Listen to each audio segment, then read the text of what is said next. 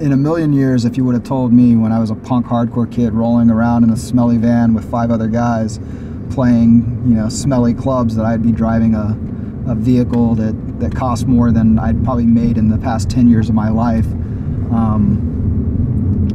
Yeah, I would have laughed at you if you said that one day you're going to own a limousine company, Tim. I would just said, you're out of your mind. That's not punk.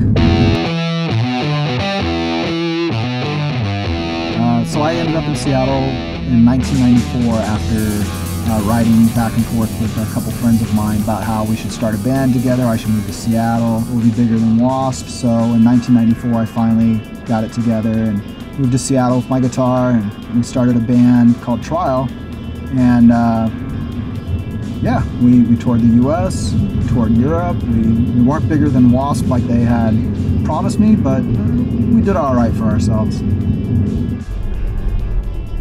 Through all the touring of my band Trial, I would always get, you know, the odd job here and there, customer service job, telemarketing job, you know, even coffee barista, how cliche in Seattle to be a barista.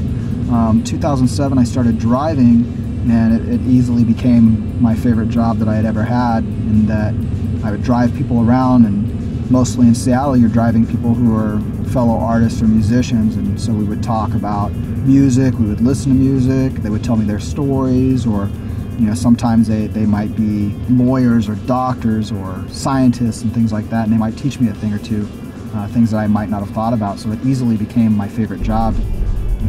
So after the split with that company, you know, coming home to the wife and saying, all right, well, that's over with, I don't know what I'm going to do now. So she said, what would stop us from doing our own thing? You know how to operate everything. And I said, well, we would need a car. That's the biggest thing that we need.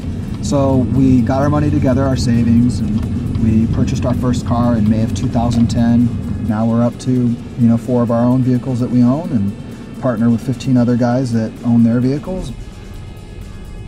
For me, with driving, I didn't think that it was going to be my career, and I can't imagine that for everybody they think, oh, that's what I want to do in life, I want to be a chauffeur, that's my career.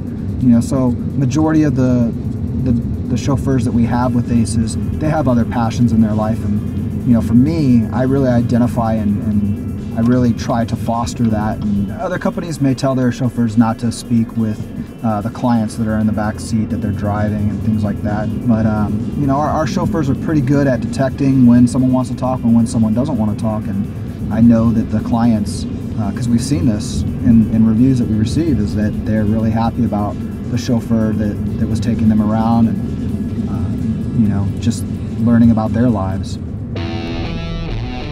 Not coming from a business background was, I believe, probably a hurdle, but also maybe a blessing, is that I came into this industry from an outsider's perspective. I didn't do things in the way that majority of delivery limousine companies do things. Well, that's what works for me. Coming from, you know, a punk hardcore background is DIY. You figure out how to make it work. You put out your own records, you go on tour, you buy a van, you figure out how to make it work. And so that's what I did with this company. It's really the best job I ever had.